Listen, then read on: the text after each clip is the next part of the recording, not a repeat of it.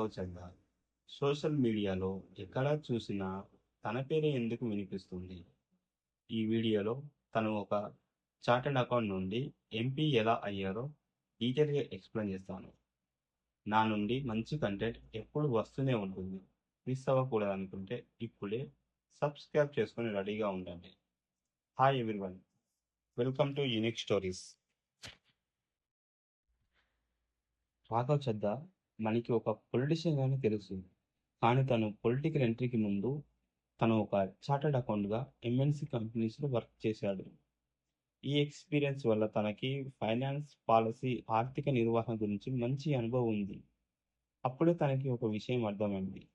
దేశంలో మార్పు రావాలంటే రాజకీయాల్లోకి వెళ్ళాలనుకున్నాడు.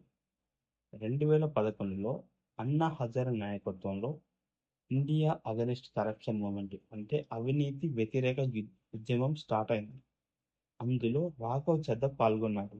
అక్కడే మొదటిసారి రాఘవ్ చద్దా అరవింద్ కేజ్రీవాల్ని కలిశాడు.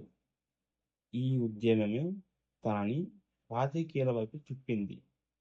2012లో అరవింద్ కేజ్రీవాల్ మరియు సామాజిక కార్యకర్తలు కలిసి ఆమ్ ఆద్మీ పార్టీని స్థాపించారు. రాఘవ్ చద్దా పార్టీకి మొదటి నుండి యాక్టివ్ మెంబర్గా తనకున్న చార్టర్డ్ అకౌంట్ ఎక్స్పీరియన్స్తో పార్టీకి కీలక పాత్ర పోషించాడు. 2015లో ఢిల్లీలో జరిగిన అసెంబ్లీ ఎలక్షన్లో ఆమ్ ఆద్మీ పార్టీ భారీ మెజారిటీతో గెలిచింది. ఆ టైంలో రాఘవ్ చద్దా ఎలక్షన్ ప్రచారం, డేటా విశ్లేషణ, ఆర్థిక నిర్వహణ వాటిని చూసుకున్నాడు.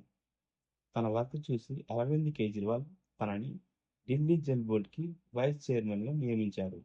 ఇది ఢిల్లీలో నీటి సరఫరా నిర్వహించే సంస్థ. ఇందులో తను చేసిన పనుల వల్ల ప్రజల్లో మంచి గుర్తింపు వచ్చింది. 2020లో మళ్ళీ ఢిల్లీలో ఎలక్షన్స్ జరిగాయి. ఈసారి ఆమ్ ఆద్మీ పార్టీ రాఘవ్ చద్దాని రాజేంద్ర నగర్ నియోజకవర్గం నుండి ఎమ్మెల్యే అభ్యర్థిగా పోటీ చేపిస్తే భారీ మెజారిటీతో గెలిచాడు. ఆమ్ ఆద్మీ పార్టీకి జాతీయ ప్రతినిధిగా పనిచేశాడు. టీవీ డిబేట్లు, మీడియా సమావేశాల్లో పార్టీ తరఫున మాట్లాడేవాడు. రాజకీయ విషయాలపై తను మాట్లాడే విధానం వల్ల మంచి గుర్తింపు వచ్చింది. రాఘవ్ చద్దా 2022లో పంజాబ్లో జరిగిన ఎలక్షన్లో ఆమ్ ఆద్మీ పార్టీ గెలవడానికి కీలక పాత్ర పోషించాడు. యువ రాజకీయ నాయకుడిగా ఎదుగుతున్నాడని రాజ్యసభకు పంపించాలని ఆమ్ ఆద్మీ పార్టీ నిర్ణయించింది. తనని పంజాబ్ నుండి రాజ్యసభకి ఎంపిక చేశారు. ఇది తన రాజకీయ జీవితంలో మైలురాయి. ఎందుకంటే తక్కువ వయసులో పార్లమెంట్ సభ్యుడిగా మారిన నాయకుల్లో ఆయన ఒకరు. నెక్స్ట్ వీడియోలో ఎంపీగా రాజ్యసభలో తను రైజ్ చేసిన కంప్లైంట్స్ గురించి పూర్తిగా ఎక్స్ప్లెయిన్ చేస్తాను.